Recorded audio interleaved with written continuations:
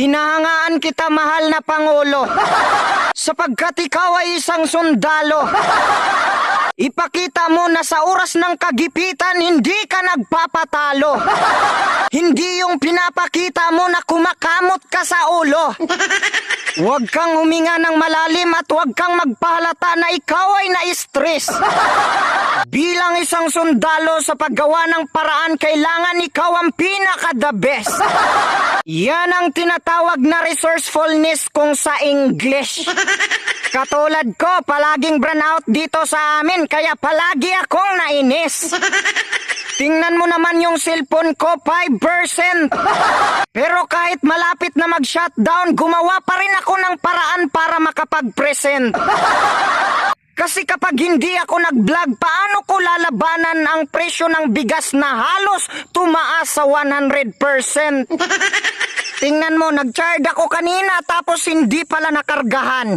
O tingnan mo, madilim na, hindi na makita ang aking kapugian. Saka wag kang mag-alala, mahal na Pangulo, kasi hindi mo kami kalaban. Minsan kinakailangan lang namin magsalita ng masasakit para magising ka sa katotohanan.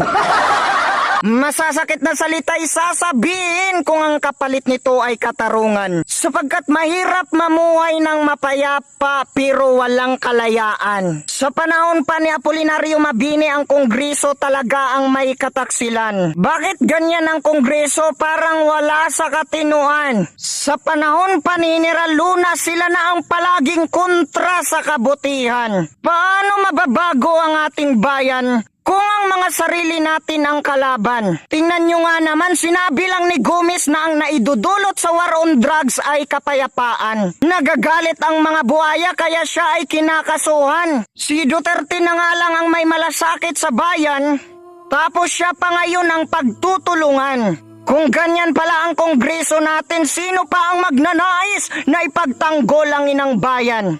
Hayaan na lang ba natin na maging alipin tayo sa droga na kung saan ito ay negosyo ng mga dayuhan? Hindi tayo magtatagumpay kapag ang mata ay hindi bubuksan. Meron ngang nakadilat ang mata subalit nagbulag-bulagan. Sinasabi sa kartilya ng Katipunan na ang mabuti ay pinaglalaban at ang masama ay nilalabanan. Subalit ang nangyayari ngayon ay kabaliktaran. Matuto tayo sa ating kasaysayan. Si General Luna ay inyong pagmasdan. Nagiging matagumpay siya dahil sa kanyang pagiging agresibo at katapangan. Pero simula nung namatay si General Luna at si Andres Bonifacio, konti na lang ang sundalo ng Katipunan. Sino pa ang magnanais na sumapi kung hindi pala totoong tao ang kanyang pinagsisilbihan? Kaya lagi nating isipin, hindi tayo magtatagumpay kapag wala ang suporta ng taong bayan.